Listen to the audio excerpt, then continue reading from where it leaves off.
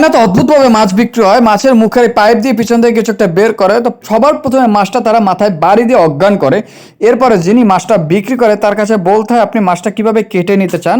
প্রথমে সাধারণত এগুলো আঁশযুক্ত মাছ, এগুলো সুন্দরভাবে কাটা হয়। প্রথম থেকে শেষ পর্যন্ত দেখলে আপনি অনেক কিছু দেখতে পারবেন চায়নারা কিভাবে মাছ তারা কিনে বা বিক্রি করে। প্রথমে মাছের অংশটুকু দেখতে পাচ্ছেন সুন্দর করে পরিষ্কার করে ধুয়ে নিয়ে লেজের অংশটুকু তারা কেটে ফেলে দেয়। সাধারণত লেজের অংশটুকু তারা খায় না। পরবর্তীকালে মাছের মুখের ভিতরে পাইপ দিয়ে পানি দিয়ে পিছন থেকে পানিটুকু বের করে ফেলে, যেন মাছের ভিতরে কোনো জীবাণু বা কোনো খারাপ কিছু না থাকে। এর পরবর্তী যে ধাপটা থাকে সম্পূর্ণ প্রক্রিয়াটা সুন্দরভাবে দেখবেন। এরপর যখন তারা দেখবে ভিতরটা পরিষ্কার হয়ে গেছে, মাছটা কিন্তু এখনও জীবিত অবস্থা আছে। এর পরবর্তী যে কাজ সেটা হলো দেখুন সুন্দরভাবে মাছের উপরে যে শক্ত আঁশটুকু ছিল, মানে ধরতে গেলে একটা চামড়া থাকে যে মাছের উপরে, সে চামড়াটুকু কেটে ফেলে দিল। দেখুন কত সুন্দরভাবে, এরা কিন্তু চামড়াও খায়।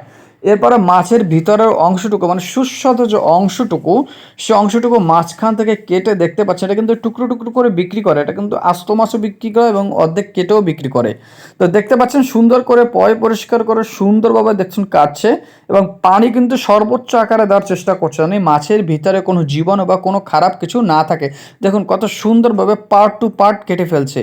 এরপরে মাঝখান থেকে মাছের যে কাঁটা থাকে, যেটা সাধারণত কাঁচা অবস্থায় বোঝা যায় না বা দেখা যায় না, সেই কাঁটাটুকু দেখুন সুন্দরভাবে কি সুন্দরভাবে কেটে ফেলে দিচ্ছে। যারা এখনও চ্যানেলটি সাবস্ক্রাইব করেন পেজ হলে ফলো দেন, চ্যানেলে দেখলে অবশ্যই চ্যানেলটি সাবস্ক্রাইব করে দিন।